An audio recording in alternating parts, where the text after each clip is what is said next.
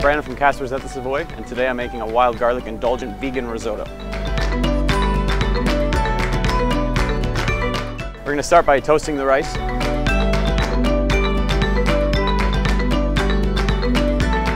Once it's nice and hot to the touch, you begin by adding your stock in stages, one stop at a time with the mushroom stock. The stock is made from mushrooms, roasted shallots, carrots, celery, and there's some thyme in there as well. Slowly cook that out in stages until it begins to, the starch will start to separate. In risotto, you usually use arborio rice or carnaroli. They have a lot higher starch content in them, so as you cook them, the starch purges out of them and it looks very creamy. So all of our mushrooms are foraged. We find them from different parts of the UK and France. We have Scottish girolles, which are the first of the season. They're really meaty, nice and fresh. And then the king of all mushrooms, in my opinion, are the morels. They have a very short season. We get these from France. They're very meaty, they have a hollow center.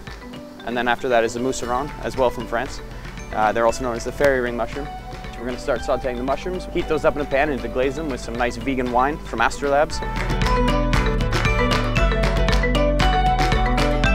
When that's done, we're going to start adding our vegan cheese, which is made from coconut oil and potato starch. And after that, we're going to add our wild garlic puree, which is a puree of wild garlic and spinach.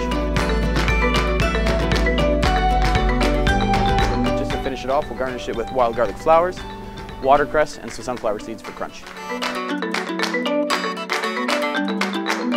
And this is the vegan, indulgent, wild garlic and mushroom risotto from Kaspar's at the Savoy.